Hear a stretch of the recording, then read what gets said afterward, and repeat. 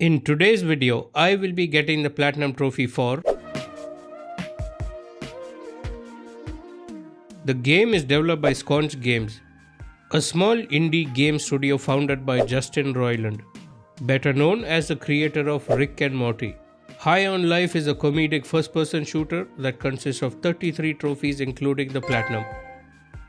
8 of those trophies are missable and 1 trophy is pure RNG. I'll talk more about that later in the video. The game starts with us playing another game, one where our evil ex-wife sends her goons to kill us. Before we get to defeat them, we are rudely interrupted by our sister, Lizzie. She tells us that our parents are out of town for the week and that she needs help getting supplies for a party. Before heading out though, she offers us, well, for the sake of this video, let's say smelling salts. And since we were already wide awake, we picked our character instead. We then headed outside, only to be invaded by aliens. And while we were eavesdropping their conversation, we witnessed an alien get game ended. And since we didn't speak the language and wanted to know what the hell was going on, I decided to turn the subtitles on. Genius move on my part. We then walk over to the body and find our first gun, a Gatlian named Kenny. Kenny helps us understand the language by spitting at our face. That's more of a third date kind of thing, but we'll let that slide. What do you mean by that? He then tells us to kill the aliens ahead and steal the warp crystal. After stealing the crystal and taking it back to our house, we use it to teleport ourselves and the house to an alien city known as Blim City. Welcome to fucking space! Upon reaching Blim City, Kenny tells us that in order to take down the G3 cartel and save Earth, we need to find a bounty hunter named Gene. Huh, there's little guys coming out of your house. Okay? We eventually find Gene and he agrees to help us. But before going after the G3 cartel, he sends us out on a test run. The mission? Take down Nine Tog and bring back Gene's knife. Nine Tog was hiding out in the slums near Blim City, so that's where we headed. On the way there, we came across this obnoxious kid. I wanted to be the bigger man and walk away, but I wanted the Platinum Trophy more, so... You shot me, I'm dead. All right there, are you happy now? Well, I didn't think we'd be allowed to kill him. A little while later, Kenny teaches us a new move, the glob shot. And naturally, we made the most of it.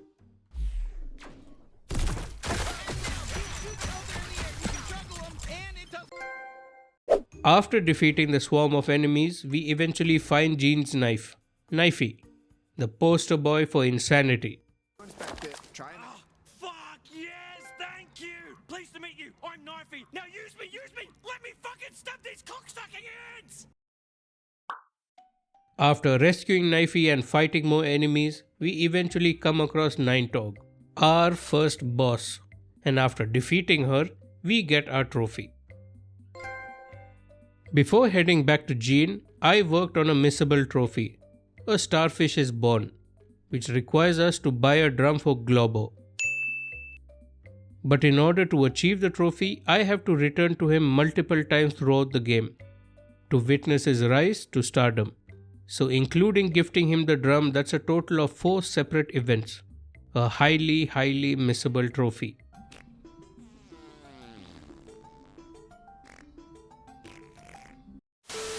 After witnessing that incredible performance, we went back to Gene.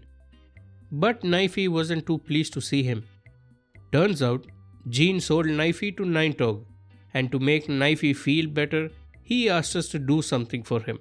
No, seriously, let me stab him.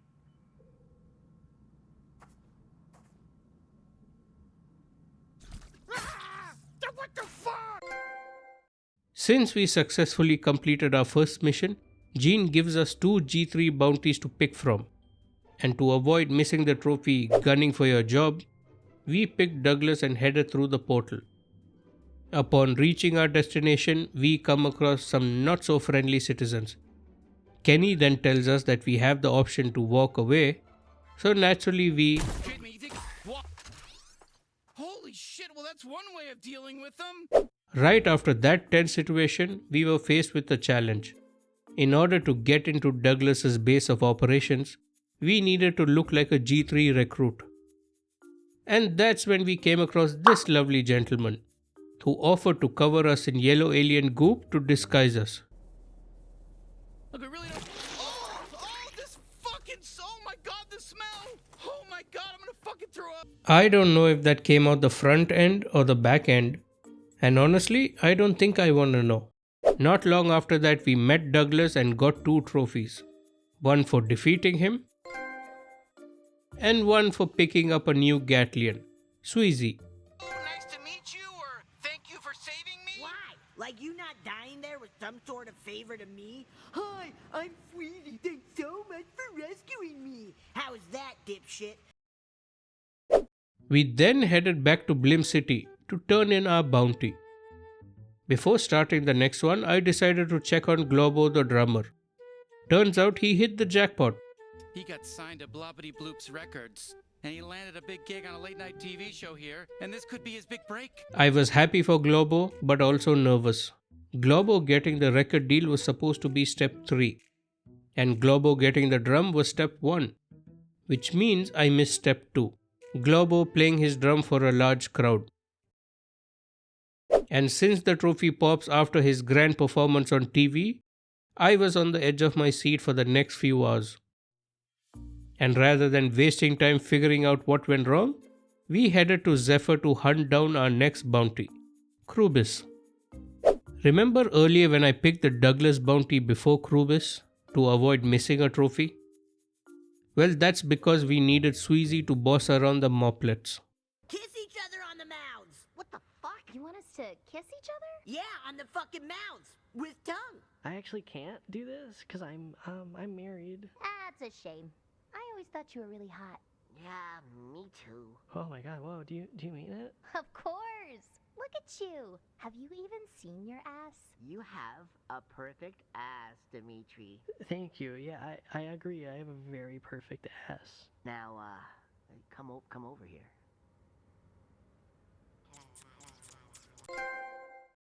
Not long after, we were introduced to the concept of teleporting a place to us, using a device called the warp disk. And instead of looking for Krubis, we brought him to us.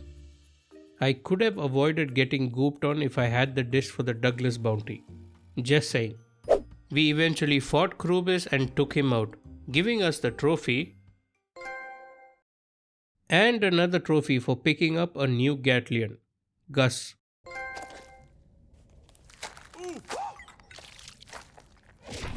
We then returned to Blim City to turn in the bounty. Instead of starting the next story mission, I attempted the RNG Trophy Epic Legendary Prize to test my luck. This trophy requires me to watch one specific ad on TV, and if the ad doesn't show up, you keep restarting the game until you get it. Shouldn't take me that long, right? Wrong. I restarted over and over and over, close to 30 times, kept telling myself, one more try, then I get back to bounty hunting. Got so upset that I stormed out of the house. In game, of course, I still had a platinum to get. And that's when we came across this salesman. And what was he selling, you ask? Just watch. Here's what's up. My name's Stan, and I sell vials of alien cum. I know that's probably not what you wanted to hear when you walked over here. You wanted cum or what? Sure, okay, give us the cum. Wow, you just went right for it. Didn't even ask any questions.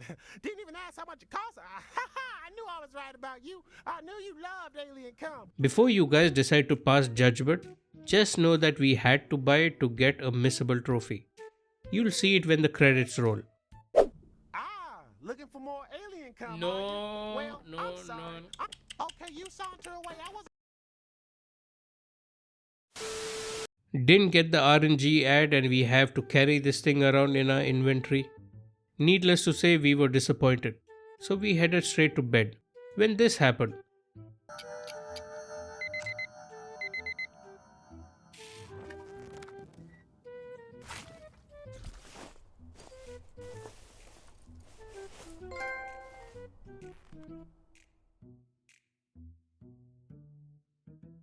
and after doing the jetpack tutorial, we headed back inside to start our next bounty, the Skrendel Bros. But first, let's try that RNG trophy again. You know what? I'm going to try getting that ad now. Who knows, I might get lucky. After many failed attempts, I hit pause on that trophy and went to Zephyr to hunt down the Skrendel brothers. On the way there, we heard screams in the facility. Upon further inspection, we found out that the screams were coming from a Gatlian creature. And for saving him, we get the trophy.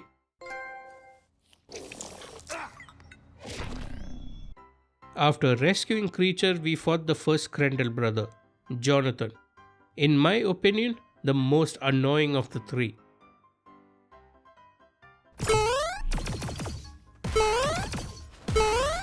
Many minutes later.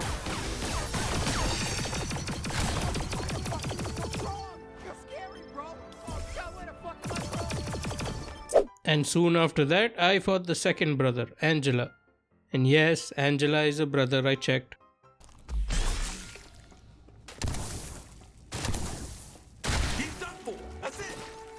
And not long after that, I fought the last and final brother, Mona. Helicopter! And after defeating him, this happened.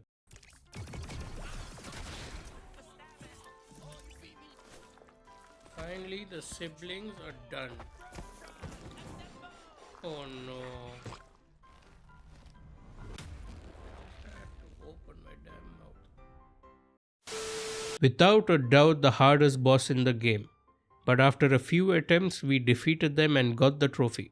Fuck yes! Good work, Bounty Hunter! Oh, I'm so glad they're finally dead. They were so damn annoying. After that boss battle, I went back to Blim City, hoping I didn't miss the missable trophy tied to Globo.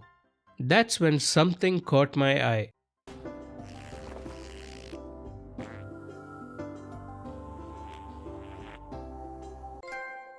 A starfish is born. Since I was exhausted after that last fight with the Skrendel Bros and also happy that I didn't miss the Globo trophy, I decided to stick around for the performance until this happened. Please touch me again. I need it. What? What? I got the hell out of there and went back home to start my next bounty mission, Dr. Giblets. And since we didn't know where the scientist was, we had to conduct an investigation. And the investigation led us to Blotto, a chef in Blim City, who suggested we ask around the High on Life store in the slums. On the way there, we came across a few G3 troops, and that's when I got the trophy for popping 20 eyeballs. After asking around the store, having not found any clues on the doctor's whereabouts, we headed outside and found this poor guy. He was trampled by the crowd rushing to buy the new product. So, to honor his memory, I took a little memento before heading back home. The magistrate of Blim City, Clug Nugmin, found out that we were looking for Dr. Giblets and offered us his help. He also gave us a human rescue device that lets us warp kidnapped humans to human haven. We eventually found Dr. Giblets hiding out in his lab and experienced the hardest battle in the game.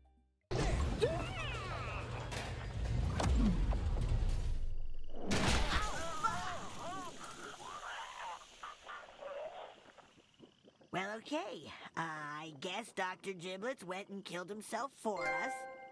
That was anticlimactic. Even though he defeated himself, we still had to fight waves and waves of enemies he sent at us. And honestly, I would have preferred fighting Giblets instead. Before leaving the base though, we came across the Gatlian Giblets was experimenting on. So we took him back with us, hoping that Jean could fix him. Soon after reaching back home, Kenny tells us to leave the guns behind and then took us to Applebee's to have a private conversation. In this conversation, he tells us that he is the reason the G3 found and destroyed his home planet. He also tells us the gun we just picked up is not only one of the strongest Gatlians, but also that he knows what Kenny did. So before the Gatlian tells the other guns what he did, Kenny wants to come clean. The conversation was then interrupted when we see our sister Lizzie. She was apparently trying to run away with him. That dumbass. Unfortunately for us, G3 decided to invade Blim City at the same time. So we headed back home, but not before paying the bill, because our parents raised us right. Oh shit, yeah. I can't dine and dash. I love this place. Don't want to get blacklisted. Once we reached home, we realized that Blim City is no longer safe for us. That's when Kenny decided to warp us someplace safer. His destroyed home, Gatlas. So, don't wander too far. Or do. What does it matter anymore? Welcome to Gatlas, my home planet. Now that we are safe again, we decided to go after the next bounty on the list, Nipulon. Before he dies though, he decided to drug us. And as punishment for being a nuisance, he humiliates us. Everyone on your friends list can see that forever now. Jokes on him though, I like that trophy. The drug then gives us a new experience, where we end up using all our guns to push past the wave of enemies to reach Nippy. As you can tell, he's quite surprised that we defeated him. What you looking at? Throughout the game, we have been collecting clues regarding one mysterious Dr. Gurgula. Our clues led us to Human Haven, the very same place Klug has been keeping the humans safe. Turns out, Klug has been working with Dr. Gurgula to experiment on the humans. Dr. Gurgula then kills Klug for leading us to the secret hideout, and then warps away. This was Conch Games' way of hinting at a sequel. We then headed back home to some good news. Jean fixed the new powerful Gatlian just in time to fight Comanches. Oh, and the Gatlian's name? Let's walk this. Excited to try the new gun, we headed straight to Earth, where that cheap imitation of Jabba the Hutt is hiding out. And since it's our last mission, Suit O, our trusty Suit sidekick, says his goodbyes.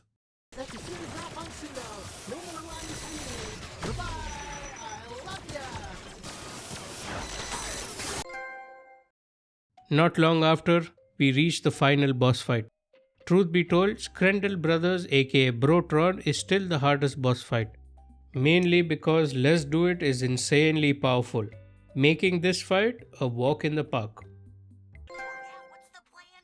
To get rid of Garmantuous for good, we needed to plant the bomb Jean gave us. However, the bomb needed to be manually detonated. Kenny, feeling guilty for destroying his planet, offers to sacrifice himself for the mission. I wasn't too happy with that suggestion, so I sent Creature instead. Scared. I don't want to die. I'm really, really scared. I don't know why you're doing this to me when Kenny already said he'd do it.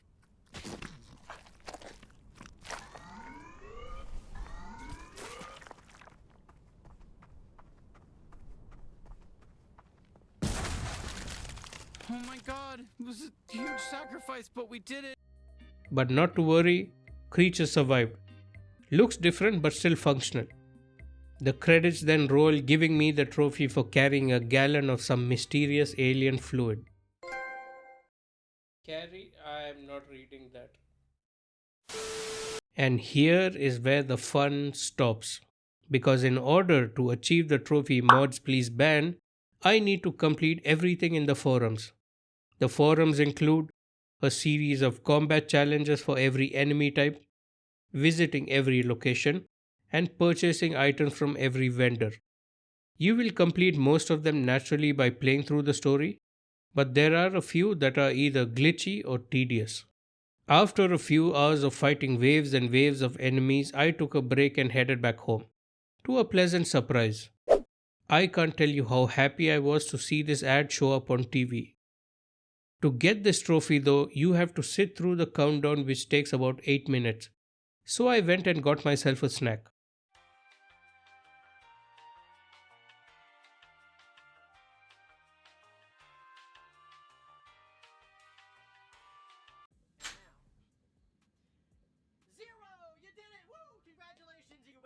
Oh, just in time.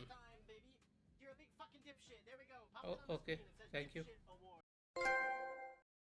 Now that the RNG trophy was out of the way, I went back to the forum challenges.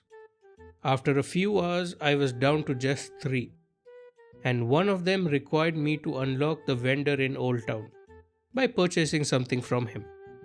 I wasn't recording at the time because I was under the impression that I needed to complete everything on the forum. Apparently not. Anyway, here's the screenshot. I then spent the next few hours collecting all the Luglock chests until I was left with just 4. The 4 I needed can only be found in warp bases. So I headed back to Blim City to buy the warp disc from our resident chef Blotto. After acquiring the discs, I visited the warp bases that had the chests. One of the 4 chests can be found in a skate park, and to get it, you need to score a minimum of 45,000 points to impress the teens. Let's just say my skills were enough to impress even Tony Hawk.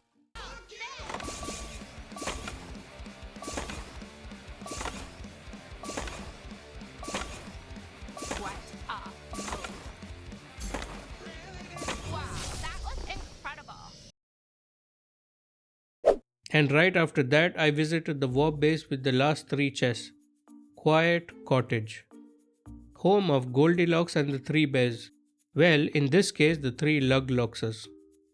We have Baby Luglocks, Papa Luglocks, and Mama Luglocks. Most trading cards in the game are obtained by opening the chests. And since I opened all of them, I was left with just 2 trading cards, which you only get at Mr. Keef's pawn shop. The collectible journey has finally come to an end, leaving me with just one thing to do: visit the remaining warp bases. First up, we have trolley tracks. It's a simple task really. You just have to decide which path the train takes. One path has 5 people tied to it, and the other has 1. So I chose the lesser of 2 evils. You watch me die. You watch me like a fired man. Oh, damn. The next warp base on the list is Toilet. Yes, you heard that right. In this warp base, your task is to bring 2 friends closer together by, well, connecting the pipeline. Let me just leave it at that. It's coming! Oh God, I don't want to watch.